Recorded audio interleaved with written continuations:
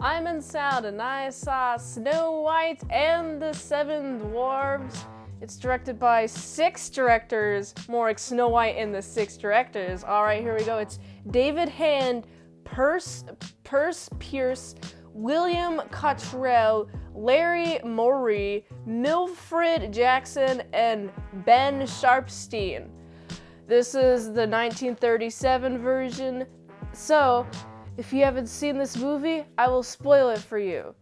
This review is sponsored by my Linktree. You can check out more about that at the end of this review. This movie starts with the worst mother in existence. She's not even a mother.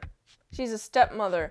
And she has Snow White. I kind of feel really bad for Snow White, right? Because the stepmother's like, I feel like you're prettier than me. Well, you have to do all the chores because I'm insecure about my looks.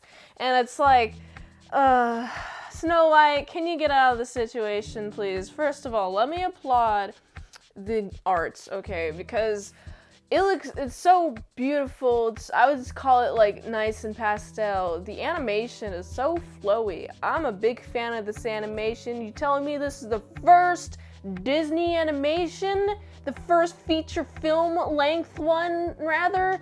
Oh my goodness, this looks so good.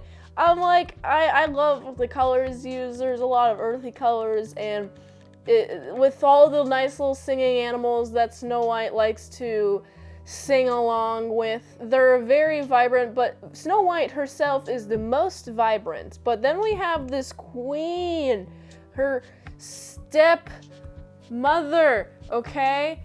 Evil. She's like, mirror on the wall, tell me who's the fairest of all. Which, by the way, as someone who watched it again in 2023, since I've seen this movie a couple of times, watching it again, I'm like, what do you mean by fairest? Like the most like beautiful, I guess? The most like fair skin? Is that what you mean by fairest? And the mirror is telling it's her all the time. I'm just like, okay, so this mirror is like programmed to tell you things that you want to hear, except for when Snow White finds a nice little lovely prince, the mirror is like, no, you're not the fairest no more, this chick is. I'm like, that kind of confused me on what fairest meant. I was like, fairest is like the most fertile, most viable for producing offspring, most loved woman, the woman with the most love. I'm not sure what this means,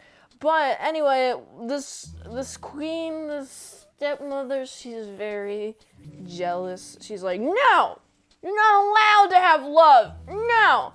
I'm gonna give you an apple. I'm gonna scare you, and then you're gonna get scared, and you're gonna get run into the woods, get lost, all that stuff that happens when your stepmother is trying to scare you away. That's just totally normal, and I really like the part where Snow White, stumbles upon a nice little place, and her first instinct is to do the cleaning and start cooking. And I'm like, man, this is my literally me character. If I saw a place that I'm staying in that's very messy, even though there's like a bunch of beds here, I'm just gonna clean up the place and start making food. And I like that about Snow White. And then all these dwarves come in, they're like, oh no, we have an intruder. Oh, but they clean for us and are cooking for us? I think that maybe we should keep this person here, be nice, and they have a merry old time, and I like this, okay? I really like the animation, right, of all these dwarves. They all have very distinct personalities. Do I like any of them in particular? I mean, I like the old grumpy guy. I like him the most. He's the grumpiest dude. I like him the most.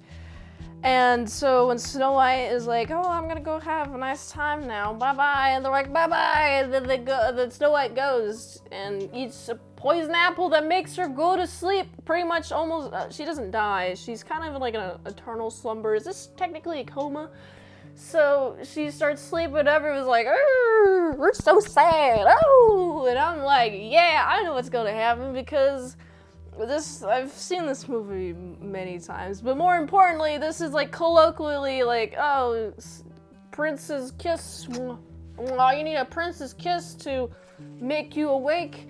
And man, I'm just like, okay, a queen, this stepmother, you were like, oh, let me just like push a little boulder to try to crush the guys, you know, the little guys, the dwarves, let's just crush them up real quick. And she ends up dying in the process. And I really like the little case, though. I really like the case of glass where Snow White is put.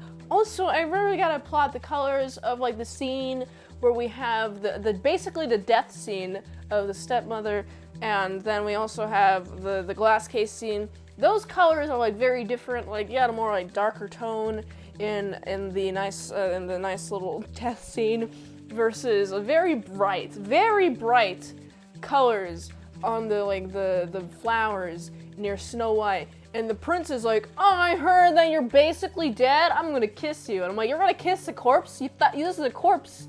You're gonna kiss it? You could get some diseases, but luckily, because this woman who made the poison apple, she's like, oh yeah, you know, I'm just gonna have a clause in which I can lose.